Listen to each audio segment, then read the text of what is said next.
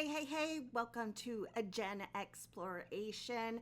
Bobby was not able to make it this week, but last week we spoke about protecting your constitution and aiming your focus. I will link that up because we are going to expand upon that today. We are going to talk about the A in AIM. We did an acronym with A being awareness, I being intention, and M being movement. Now, before we get into the awareness portion of it, where we'll just kind of go into this, how to get some tools and stuff, what is your constitution? Your constitution is just having, what is going on psychologically, what's going on physiologically, what's going on in your body. Because once we understand that this is our house and that it is worth protecting, it's worth nurturing, it's worth growing, we can get into the awareness, because we have to. What is awareness, my friends? Awareness is having knowledge of. So we need to have knowledge of our house. So the awareness is like the unseen support. I use an acronym PVC because it kind of helps with the flow of water, electricity. So we kind of have to have awareness of that, my friends. And then intention is the foundation. And what's the foundation of a house is your frame. So we'll go into that next week in part 2. And then we'll get into movement, which is to me, in the house, that's the roof that helps you withstand storms. It helps you become resilient. So we will follow that up in part 3 in 2 weeks. So today is awareness. So quite often in our constitution, in our life, we have pain. A lot of us don't want to look at it, or we tend to avoid our pain. But this isn't, I want you to listen to this. Ding, ding, ding. Your pain is an invitation to help you grow. Avoiding it like a lot of Gen Xers do, we're like, oh, we did it, let's move on. We don't celebrate what we've been through. We don't reflect upon what we've been through. We just want to keep our boots moving. So if this is you, that is okay. You might be in the essence of, this is just who I am. But you know what? Your higher self is really cheering you on to up level, to keep growing. Because in this life is very boring if we don't allow ourselves grace and knowledge. So with pain, whether you go through a divorce, whether you had a traumatic experience, I had a car accident, you might have abandonment, like most Gen Xers, we felt abandoned. You might have some trauma there. So when you're looking at your pain, we need data points. So I want you to look at, in this pain, whatever the situation you choose, am I a victim, or am I in survival mode, or am I in growth mode?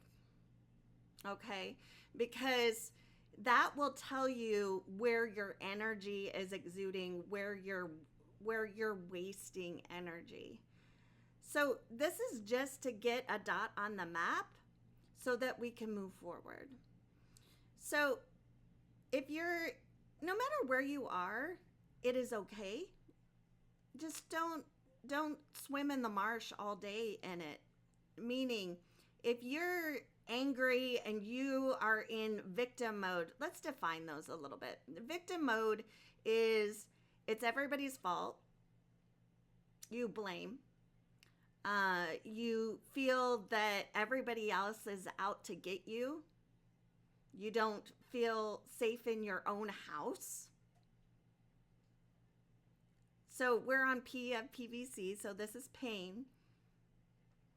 So if you're in that victim mode, just be aware. This is awareness, my friends, and try to get to the growth. Now, if you're in survival mode where you're just having to react because, you lost your job, you got a divorce, you have a lot of things on your plate and you're just trying to survive, and anything else that you put on that plate of life is you just can't focus on it. I invite you, if you're in the survival mode, give yourself grace. 1. 2, if it's too much to bite, to digest, meaning if it's too much to handle right now, give yourself that grace, and then give yourself a timeline when you're going to address it. Because staying in survival mode, you have a lot of depleting energy. It wears down your immune system because you're anchoring to all of that angst, all of that worry. And it does have a physiological effect on your constitution over time, which will cause heart disease, which will cause diabetes, because usually in this state, we anchor to a lot of unhealthy coping. So if you're in that, set goals. I don't care if you move that little pinky toe, just a little millimeter. Try to do that 1% rule each day. Try to better yourself 1%, because right now when you're in survival, you're not going to be able to think globally, but you can anchor to a state of where you want to be to keep you moving forward in that 1% pinky mode type of movement. Now, growth mode is when you see things as knowledge, you see things as lessons. So everything that happens to you, it's not happening to you. It's happening for you, because each thing that you go through, it gives you more data. It gives you more awareness. Awareness is key in this, meaning you don't anchor to all of the angst. And I know this is easier said than done. This is why taking stock of where you are, like if you're in your record player of like, I suck, this always happens to me. Start journaling. This is a tool, my friends. Start journaling, and don't censor yourself. Don't censor yourself when you write down what you're saying in your head, because quite often we're saying things that we wouldn't even say to our worst enemy. And then come back to that. Make a time when you're going to come back and reflect upon that and change the verbiage. Like, this always happens to me. And you can say, historically, this has happened to me, but my intention going forward is to do X, Y, and Z. You see how that doesn't, just feel it in your body. When you say those two different things, like, this always happens to me, that's a kind of a victim mentality. Just be aware of what you're saying. Am I in victim? Am I in survival? Or I am in growth? It's all data points on the map of life, okay? So really just embrace that. Embrace the lessons and allow yourself to take responsibility for your part of it.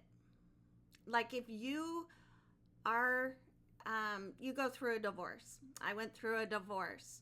The biggest healing I had is when I got out of, he's a bleep, bleep, bleep, and blah, blah, blah, blah, blah, going down that. And I went through, okay, my part of it is,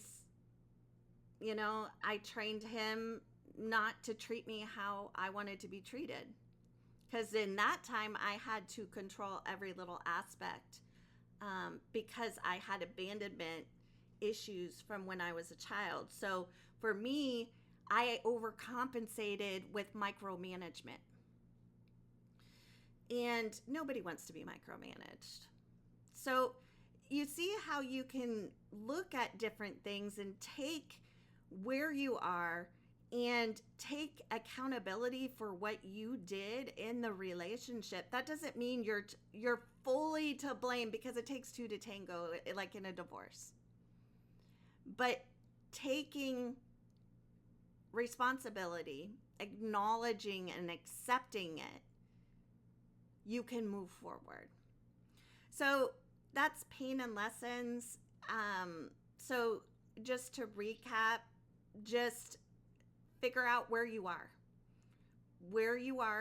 whether you're in survival or if you're in victim, survival, or growth mode, and become aware of where you want to be and plot that out. If you have toxic thoughts, dialogue those out and reframe them. Okay? Reflect and reframe. Reflect and reframe. Reflect and reframe. Okay? And V in the PVC acronym is values. Values will give you bumper rails of where you're going in life, because quite often when you're in victim mode, you're just kind of like flying with the wind. Wherever the wind blows, that's where you're going. There's no direction. This is putting a dot on the map, my friends. So last week I suggested, whether you go on, Google and say a list of values and print that out and just kind of look over those values, and whatever jumps out at you, don't overthink this. Circle them and keep asking yourself, what are my values? What are my values? What are my values? Because you'll get through that resistance.